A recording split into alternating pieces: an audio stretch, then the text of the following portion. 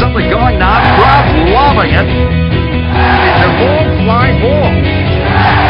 Home run!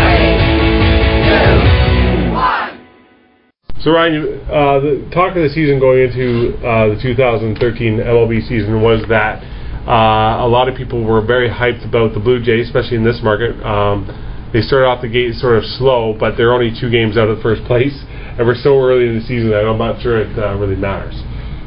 No, it's tough. You know, I was speaking to a few people earlier about that yeah, it's really early in a very long season.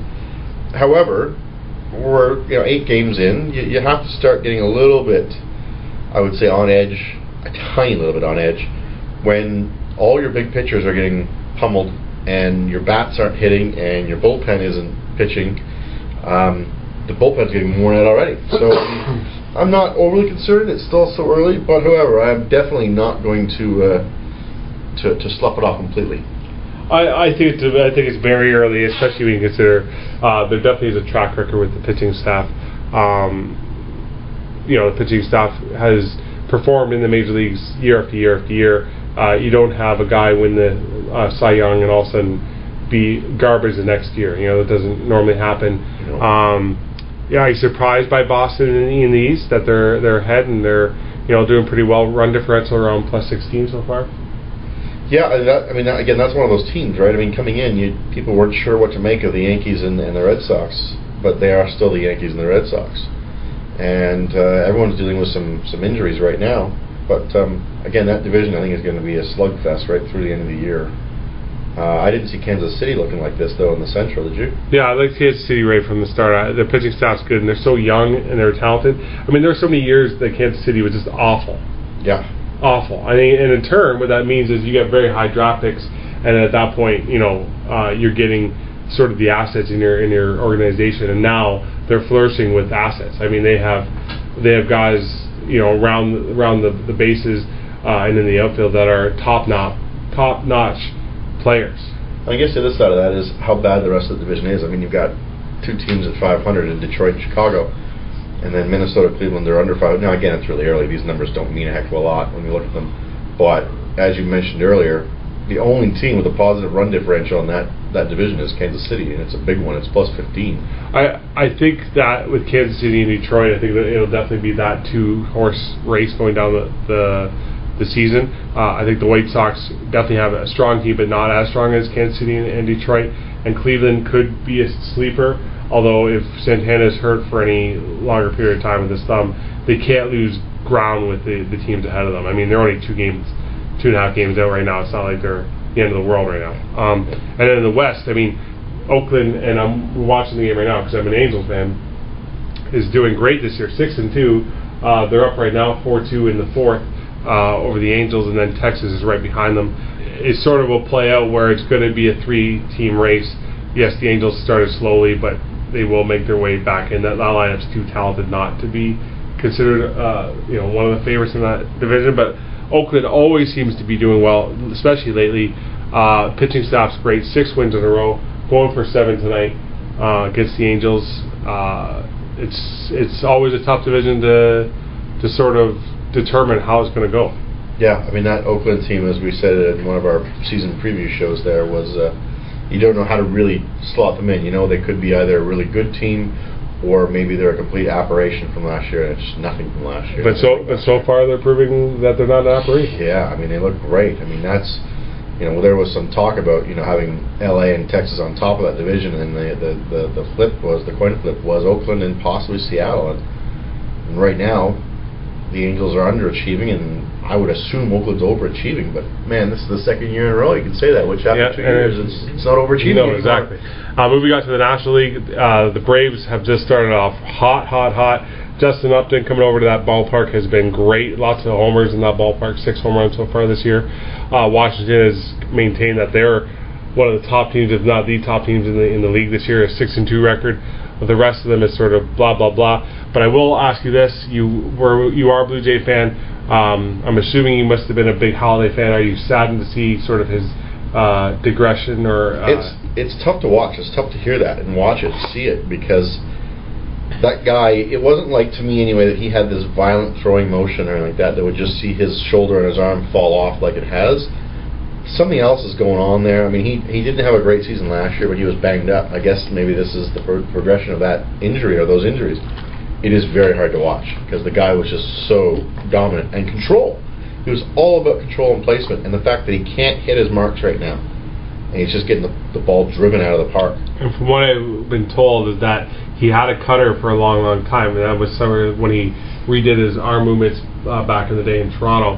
He had a cutter that he learned, and that sort of got him through a lot of stuff. But right now the cutter is not working, and in turn has meant that he's getting knocked around, and he's getting knocked around hard. Because his first outing he gave up I think 5 runs but strike out 9. So it's not like he has some stuff. He just is not as consistent, I think. And that's the thing though, is he's not a strikeout pitcher. I mean, that's funny that his strikeouts are that high, because this is a ground ball pitcher that is notorious for a quick, fast game, because his pitch count is usually fairly low, and he goes 9 innings and throws 115 pitches, right? I mean, it's interesting that he had that many strikeouts as well, because that's just not his pattern necessarily. But like you said, he was getting pounded, but he was still getting guys out. Right. Moving on to the Central, St. Louis is sort of plugging holes up the middle with the second and shortstop positions, but they're at the top of the division. Cincinnati, I really like this year. The rest of the division sort of come-sa type. Take some here, take some there. I don't know if there's anything surprising yet. It's so early. No one's really running away with it. No one's really fallen off the beaten track. Yeah, it's one of those forgotten divisions. There's nobody really in there that seems... I mean, St. Louis is there every year. Well, Cincinnati's really good too. I mean, I think Cincinnati has a chance to be very good this year. It'll be interesting to see. You look at some of these records, home and away records, and Cincinnati is one of those stadiums that you'd think that if they're at home, that's a town that doesn't have a lot to cheer about with other sports, Bengals, whatever. If the Reds take off, that's a historic team that should be a pretty good ballpark. Absolutely. And in the West, you got a great division. I think I'm very excited with the National League West. Arizona is very good. San Francisco is very good. The Dodgers spent a lot of money, have a good rotation now.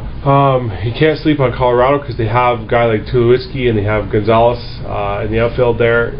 I mean, San Diego is definitely the weak link in that division. So, and Colorado last year just really sunk up the joint, and their pitching staff is not one to count on. So, it definitely will be interesting as the season progresses. And what's interesting with that division right off the hop is that they're scoring a lot of runs in that division. You were mentioning run differential. It's the only division in baseball that has 4 of the 5 teams in the plus side of run differential. Granted, the Dodgers are +1, and then it drops to San Diego -20. Every other division of baseball has 1, maybe 2 teams in the plus side, except the American League East, where there's 3 of the 5. But it's an interesting division when you look at that. They're scoring a lot of runs and not giving up any, which is they're playing each other. Yeah, exactly. And San Francisco's pitching staff is dominant, but you may not find a more dominant 1-2 punch, especially lefty righty, that the Dodgers have in Greinke and Kershaw. So we'll definitely give you more updates as the MLB keeps going on. Not necessarily week to week. If we can do it week to week, we will. But obviously, we sometimes can't find time to meet up, Ryan and I. But if we can, we're going to sort of update you on how we see the divisions playing out, especially month to month. Maybe there's some guys that we're watching and we're liking, and hopefully we'll just give you some entertainment in terms of MLB talk. In the meantime, enjoy your baseball. The Scooter, the Barber, and the Duke. They knew them all from Boston to Dubuque, especially Willie, Mickey, and the Duke.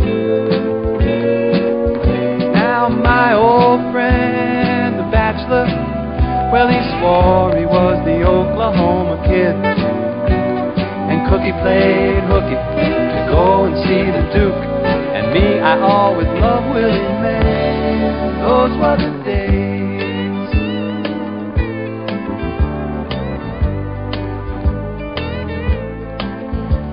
Well, now it's the 80s, and Brett is the greatest, and Bobby Bonds can play for everyone.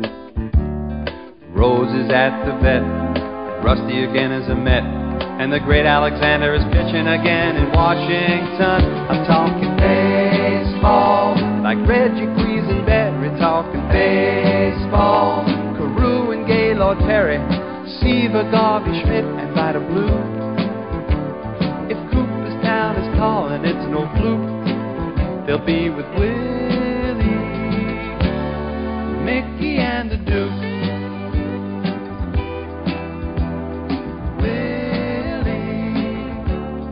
Mickey, and the Duke. Say hey, say hey, say hey. It was Willie.